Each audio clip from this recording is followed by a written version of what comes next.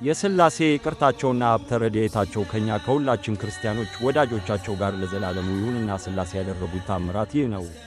እግዚአብሔርን የሚፈራና ቸር ጻድቅ የሆነ ስሙ አብርሃም የተባለ ምድያም በሚባል አገር አንድ ሰው ይኖር ነበር። የሚስቱም ስም ሳራ ትባል ነበረ።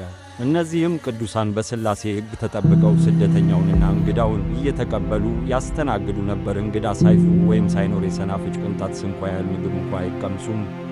የበጎ ነገር ጠላት የሆነ ሰይጣንም ይህን በተመለከተ ጊዜ ከጭፍሮቹ አንዱን እንዲህ ሲል ላከው። እንግዶች ሁሉ ወደ አብርሃም ቤት እንዳይሄዱ ሄደ፣ በምድያም ጉዳና ተቀምጠህ እውነቱን በሐሰት ለውጠህ ተናገር። እነሆ ደምህ በመሬት ላይ እስኪወርድ ድረስ ራስህን በድንጋይ ፈጥፍጠው አለው። ሰይጣኑም ይህን ትእዛዝ ከተቀበለ በኋላ ወደ ምድያም ወረደና ደሙ በምድር ላይ እስኪፈስ ድረስ ራሱን በድንጋይ ገምሶ በጎዳና ዳር ተቀመጠ። በጎዳና የሚያልፉ መንገደኞች ሰዎችም ወደ እርሱ በደረሱ ጊዜ እናንተ መንገደኞች ከወዴት መጥታችኋል? ወዴትስ ትሄዳላችሁ? ሲል ጠየቃቸው። መንገደኞቹም እኛስ ወደ ደገኛው ወደ አብርሃም ቤት እንሄዳለን አሉት። በውኑ አብርሃም ደግነቱን በክፋት እንደለወጠና ክፉ ሰው እንደሆነ አልሰማችሁምን? እነሆ እንግዳ ከመጥላቱ የተነሣ ደሜ ከመሬት ላይ እንደ ውኃ እስኪፈስ ድረስ የፈነከተኝን ራሴን መታችሁ ተመልከቱ። ይልቁንስ በእኔ የደረሰ እንዳይደርስባችሁ አትሄዱ አላቸው። እንግዶቹም ያ ቸርና መልካም ሰው የነበረ አብርሃም ምን ነክቶት ክፉ ሰው ሊሆን ቻለ? በማለት እርስ በራሳቸው ተወያዩ። ይህንንም ከተባባሉ በኋላ ተመልሰው ወደ አገራቸው ሄዱ። በዚህችም ዕለት አብርሃም ከቤቱ ወጥቶ በጎዳና እንግዳ ፈልጎ አጣ። ከዚያም ወደ ቤቱ ተመልሶ ገባና ምንም ነገር ሳይመገብ ተኛ። በማግስቱም 5 ሰዎች ወደ አብርሃም ቤት ሲሄዱ ያ ተንኰለኛ ሰይጣን አገኛቸውና እንደ ቀድሞው እናንተ ሰዎች ወዴት ትሄዳላችሁ? ሲል ጠየቃቸው። እነሱም ወደ አብርሃም ቤት እንሄዳለን አሉት። ሰይጣኑም መልሶ ወንድሞቼ ሆይ አብርሃም ራሴን ፈንክቶኝ ከመሃል ራሴ የሚወርደውን ደሜን ተመልከቱ አላቸው። እነሆ አሁንም እንደኔ እንዳትሆኑ በሰላም ወደ አገራችሁ ተመለሱ አላቸው። በዚህም ጊዜ እነዚያ እንግዶች እርስ በራሳቸው አብርሃም ከሚገድለን ወደ አገራችን ብንመለስ ይሻላል ተባባሉ። ዳግመኛም እንደ ልማዱ አብርሃም ወደ ጎዳና ወጥቶ ፀሐይ እስኪጠልቅ ድረስ ሲጠብቅ ውሎ ምንም እንግዳ ሳያገኝ ቀረ። ከዚያም ወደ ቤቱ ተመልሶ ምንም ነገር ሳይቀምስ ተኝቶ አደረ።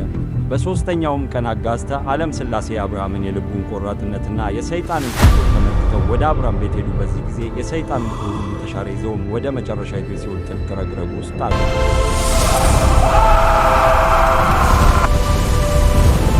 እንዲህ ሥላሴም በሰው አምሳል በእንግዳ ደንብ በአብርሃም በቤቱ ደጃፍ ተቀመጡ። አብርሃምን በደጁ እንደተቀመጡ በተመለከተ ጊዜ ወደ ቤቱ ሮጦ ገብቶ ለሚስቱ እንዲህ ሲል ነገራት። እህቴ ሳራ ሆይ እነሆ የከበሩ አረጋውያን 3 እንግዶች መጥተውልናል።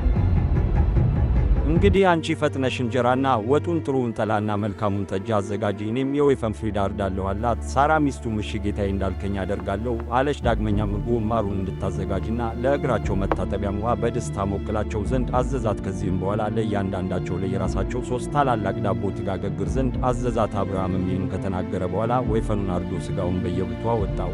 ከዚያም የታረደውን የወይፈን ሥጋ በትከሻው ተሸክሞ ወደ ቤቱ ይዞ ከገባ በኋላ ለሚስቱ ሰጣትና እኔ እግራቸውን እስካጥብ ድረስ ይህን ሥጋ ቅባቱን በዛ አድርገሽ በጨውና በቅመም አጣፍጠሽ ስሪው አላት። እሷም እሺ በእጅ ያለችው። አብርሃምም ከቤቱ መድረክ በስተውጭ ሥላሴን ባገኛቸው ቦታ ላይ ልብሱን አነጠፈና ጌቶች እግራችሁን አጥባችሁ ዘንድ ወደ ወንድማችሁ ቤት ዝለቁ ግቡ አላቸው። ከዚህ በኋላ ተነስተው ወደ ድንኳኑ ገቡና ባነጠፈላቸው ምንጣፍ ላይ ተቀመጡ። በዚህ ጊዜ የአብን እግር ማጠብ ጀመረና አብን ካጠበ በኋላ ወልድና መንፈስ ቅዱስም ታጥበው አገኛቸው። ያለመለየት አንድ ናቸውና።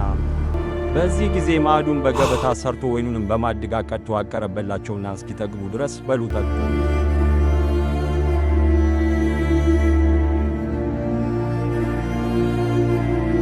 ማዕዱ ከተነሳ በኋላ ለእንግዶቹ እራት የታረደውን ወይፈን በቤቱ በራፍ ፊት ለፊት ከውጭ በኩል ቆሞ አየው። አብርሃምም ይህን ወይፈን ባየ ጊዜ ፈጽሞ ፈራ ተንቀጠቀጠ። በዚህ ጊዜ ሥላሴ አብርሃም ሆይ ሰይጣን እንደ ቀናብህ ጠንቅቀህ እወቅ። እንግዳ በመጣልህ ጊዜ በብሩህ ልቡናና በንቁ ሕሊና ሆነህ ተቀበለው። ነገር ግን እንግዳ ካልመጣ እራትህን በጊዜው ብላ፣ መጠጥህን ጠጣ እንጂ ጦምህን አትደር። ይህንንም ተናግረው እኒህ በአምሳልና በሕልውና ትክክል የሆኑ ሥላሴ ወደ ሰማይ ዐረጉ። ይህም ሁሉ የሆነው ሐምሌ 7 ቀን በዋለበት ዕለት በቅድስት ሰንበተ ክርስቲያን በዕለተ እሑድ ነው። የምድያም ሰዎችም ስለዚህ ለምግብ ከተዘጋጀ በኋላ ሥላሴ ስላስነሱት ወይፈን እንዲሁም በሥላሴ ዘንድ በተደረጉት ድንቅ ሥራዎች ሁሉ ፈጽመው ተደነቁ። የሥላሴ ይቅርታቸውና ሀብተ ረድኤታቸው ከእኛ ከወዳጆቻቸው የክርስቲያን ላይ ይሁን ለዘላለሙ በእውነት